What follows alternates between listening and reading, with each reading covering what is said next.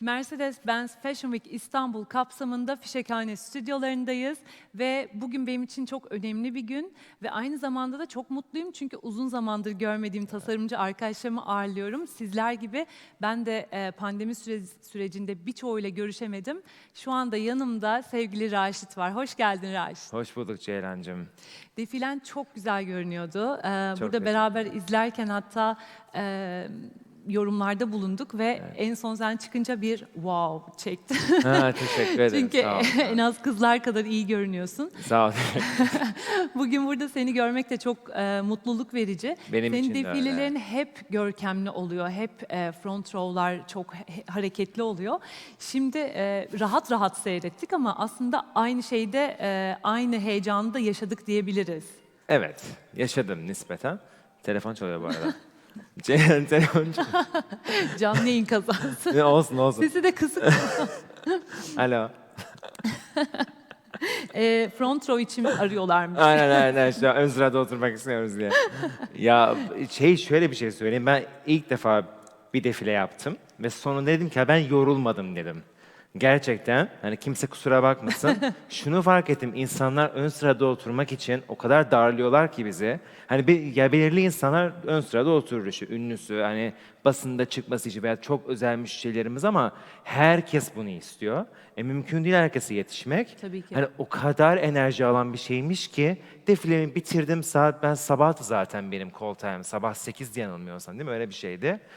10'da falan 11'deydi işimiz bitti ve ben ondan sonra işe geri döndüm. Yani sanki hiçbir şey olmamış gibi. Hiç yorulmadım yani. Dedim ki hakikaten insanlar gerçekten yani biraz diye fazla aslında bu konuda enerjimizi emmiş yani yıllarca. Tabii ki. O açıdan benim için aşırı rahat yani bu defile. Bence şu bakımdan zor oluyor. Siz zaten o gün çok stresli oluyorsunuz. Bir Evet. tarafta backstage'de çalışıyorsunuz. Ufak tefek sorunlar oluyor. Finishinglerde, Çok. fittinglerde ve aynı zamanda tabii saç, makyaj, Tabii. modellerin hazırlanması. Bir taraftan da ön tarafta sorun olduğu zaman konuklarla ilgili tasarımcı ve ekibi çok geriliyor. Yani Çok. burada dijitalleşmeyle aslında biz bunu elimine etmiş durumdayız. Bu Kesinlikle. taraftan benim için de çok rahat. Backstage'de çalışan birisi için de çok rahat. Ama tabii ki orada olmak, o ortamı solumak da tıpkı bir tiyatro gibi, bir sahne sanatları şovu gibi oluyor. O yüzden ki sen çok defile yapmış birisin. Bu kaçıncıydı izlediğimiz Raşit? Herhalde 25-26 olmuştur herhalde. Ben en son çünkü 10. yıl defileni Evet. hatırlıyorum. Mesela çok yer olarak da alan olarak çok fazla olmasına rağmen hala ayakta kalanlar Evet, olmuştu. vardı, Ve sağ tabii ki o olsun. zaman aksıyor bir sürü şeyler, Tabii. işte zamanlama vesaire. Aynen. Burada her şey on time ve çok rahat. Güzeldi, çok rahat ve ben hani pandemi sebebiyle sadece 8 model gördük. Hatta hani ben 4 model gördüm. Biraz bir araya arkadaşlarımız falan sıkışırdık. Şimdi artık bunu söyleyebilirim artık organizasyon bittiği için. 4 kişi de böyle hani arkadaşlık kredimi kullandım diyeyim. 25 kızdan sadece 8'ini görünce hani geriye 16 tane model kalıyor ve hiçbirine fitting yapma şansınız yok. Her şeyi o gün görüyorsunuz.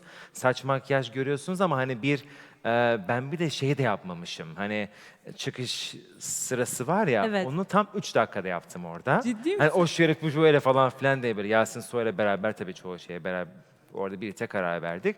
Çok stresliydi ama çok şükür her şey çok yolunda gitti. Fotoğrafları Emre Güven çekti. Onu söyleyecektim. Benim Ben için çekimini çok beğendim. çok teşekkürler. Hem Aşırı çok içime profesyonel sindi. hem senin işçilik detayların çok fazladır. Evet. Bunları çok perfect bir şekilde, çok Çok. mükemmel bir şekilde göstermiş.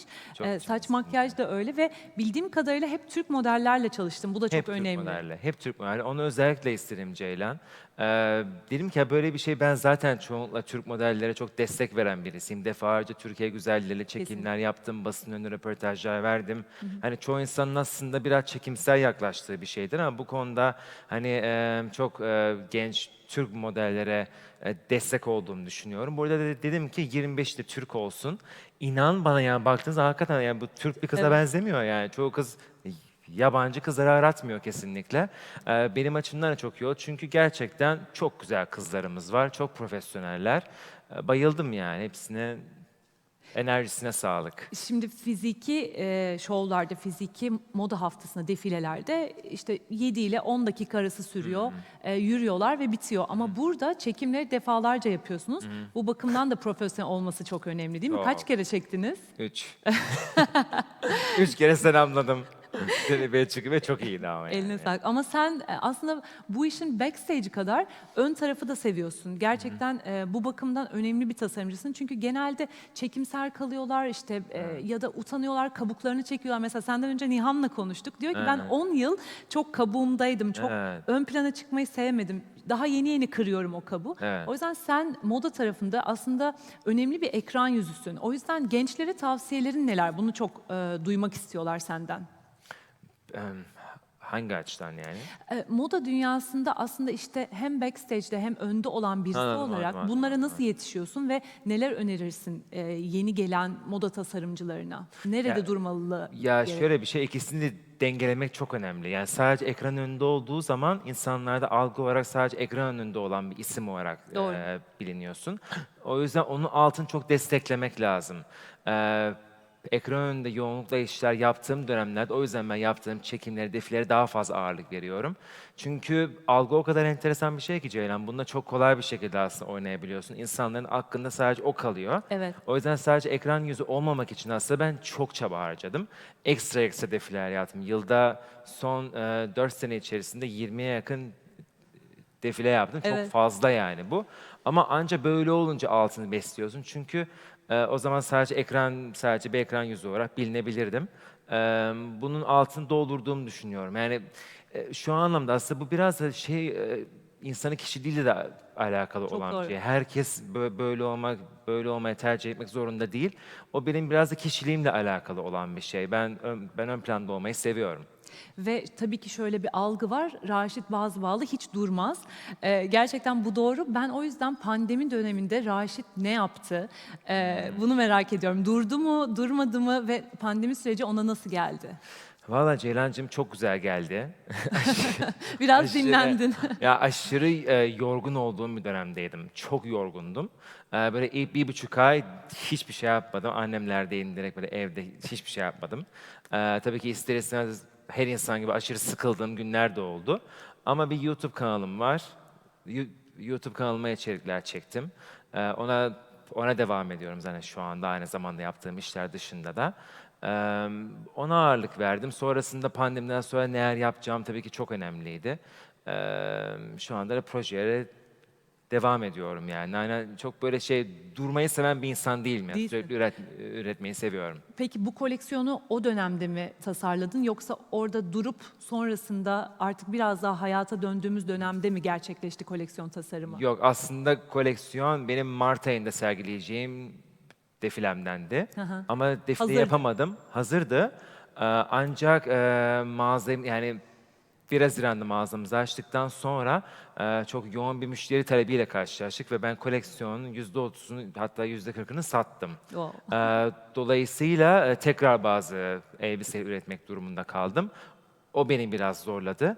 Ama 60 parçalık bir koleksiyon hazırladığım için yine elimde zaten 25 parça, yani çok da zorlamadı beni esasında.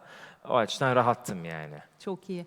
Bir de tabii çok oturmuş bir ekibin var senin artık. Evet, Ben de hep söylüyorum bu zaten bir ekip işi. O yüzden çok Kesinlikle. hızlı bir şeyler çıkarabiliyorsun, hızlı bir üretime Evet. çevirebiliyorsun. Aynen. Şimdi ben dün çalışırken Instagram'da sorular sordum Ya, ve gerçekten çok. sana aslında bunu dün belirtmiştim soracağımı ki biraz çalış diye. Gerçi senin çalışmaya ihtiyacın yok ama Yok, hayır. teknolojiyle ilgili bir soru geldi. Tabii. Teknolojinin tasarım ve moda dünyası üzerindeki etkisi sence nasıl ve daha sonrası kumaşlar, hani defileleri görüyoruz şu anda, dijitalleşmeye ciddi bir kayış var bütün dünyada ama Evet. kumaşlarla da alakalı ve tabii ki sürdürülebilirlikle alakalı olarak bu teknolojinin hayatımızda, tasarım bölümünde ne kadar nereye gideceğini düşünüyorsun?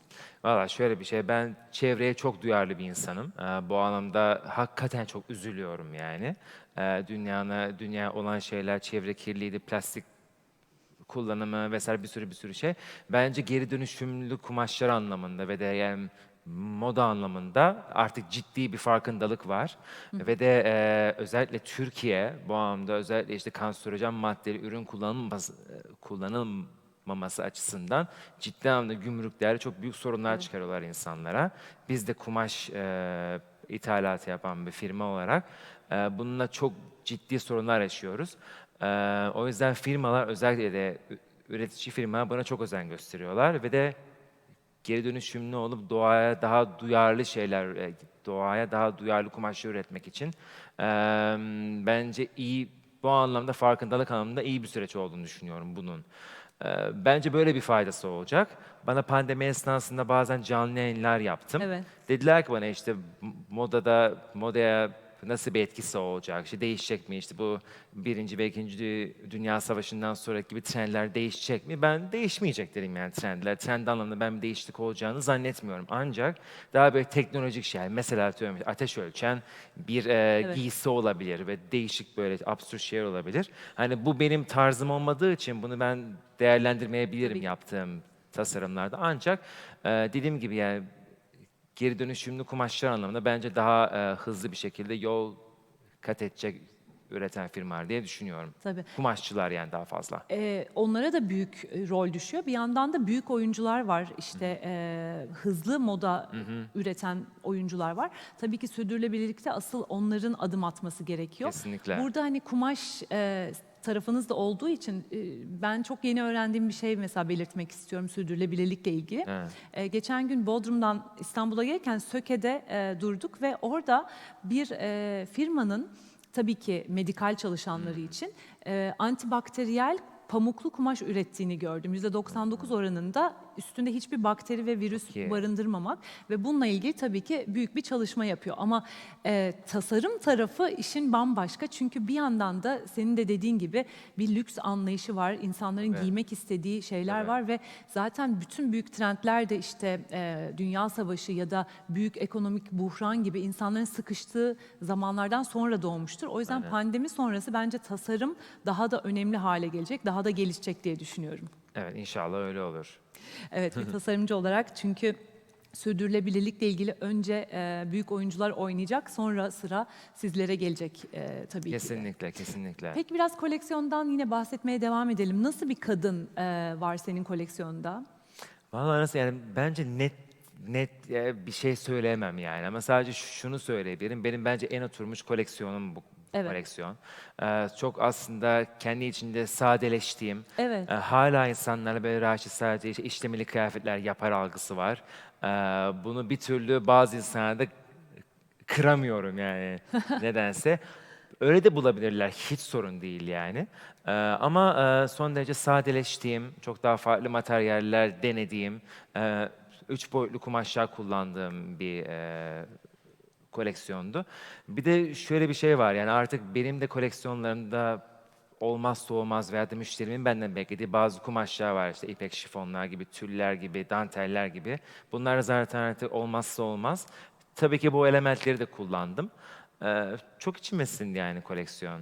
Ben bir yandan çok spor da buldum. İşte asimetrik kesimler var ya da incecik spagetti askıların altında işte şifonlar ve üç boyutlu çiçekler yapmışsın. Evet, Bunlar hem çok giyilebilir, çok uzun yıllar giyilebilir. aynen. Hem de dediğim gibi daha kutür ama daha sportif bir tarafını ve daha atletik bir tarafını da sergiliyor. Bir de renkleri çok beğendim. Çünkü sen ya nude renkleri mesela çok iyi kullanır Raşit derim. Siyahı tabii ki çok iyi kullanır ama burada çok tatlı pembeler, maviler, Evet, morlar var. Onları kullandım. da araya koymuşsun. Bir de naçizane benim sende en beğendiğim şey tulum. Çok iyi tulum Ay çok teşekkür tasarladığını ve ederim. Sağ diktiğini ol Ceylan. düşünüyorum. Senden duymak ayrıca güzel yani. Bu koleksiyonda da gördüğüm için Evet, soruyorum. 2 tane yaptım. Biraz maskülen tarafını da seviyorsun kadınların öne çıkarmayı Sanırım aslında. sanırım daha fazla sevmeye başladım. Değil mi? Türkiye'de de kadınlar çok seviyorlar maskülen görünmeyi. Seninle yaptığımız bir çekimde de mesela yani özellikle takım yap, Raşit falan deyince böyle Evet, hep bunlar bir şekilde böyle bir bilinç altında yazılıyor ya bir yerde ondan sonra çıkıyor zaten yani kesinlikle. zamanla. Bunu da kullandım. Yani her şeyin olduğu işte midi elbise yerinde olduğu, mini elbise yerinde olduğu, çok böyle transparan korse detayları kullandım mesela. Orada bayağı işçilik gösteren şeyler var. O açıdan güzel içmesinde yani. Çok güzel. Son olarak sana bu front row, ön sıra olayını soracağım. Çünkü basın bülteninde bile yer almış. Seni Aynen çok öyle, aynen. tabii Yazın dedim, sorun değil. seni zorlayan bir şey. Ama bir taraftan da Ha. ne güzel işte herkes defilende gelmek ve ön sıraya oturmak istiyor. Tekrar fiziksel defile yapma heyecanı duyuyor musun? Çok istiyorum. Yani dijital çok güzel bir şey ama asla insanların gelip birebir izlediği enerjinin yerini tutmuyor yani. Ayrıca bundan da ziyade şey de var. Yani front row dışında şu da beni yoran bir şey. Defilene gelirken ne giyeceğiz? Evet. Bana bunu sormayın yani artık diyorum yani insan. Yani bırakıyorum koleksiyonumu. Onların bazı insanların ne giyeceğiyle uğraşmak istemiyorum yani. Hani o açıdan beni çok dinlendiren bir defile oldu bu ama kesinlikle tabii ki herkesin başımın üstünde yeri var. Buyursunlar gelsinler. Kesinlikle yapacağım sonrasında bir defile. Bunun için de gerçekten sabırsızlanıyorum inşallah seneye. Evet, çünkü senin enerjin başka. Bence bunu yapmalısın kesinlikle. Evet, evet, evet, evet. Çok Ceylan. teşekkür Ben ediyoruz. teşekkür Çok ederim. güzel bir koleksiyon. Çekim çok güzel. Umarım Çok. dünyada da alıcısını bulur. Basın İnşallah. tarafında da büyük kitlelere ulaşmasını diliyorum. Çok teşekkür ederim. Çok teşekkürler bugün bizimle olduğun için. Zevkle. Biraz sonra Muratan Özbek'le Fashion Week'te çektiği backstage videolarını izleyeceğimiz videoyla devam edeceğiz. Az sonra beraberiz tekrardan.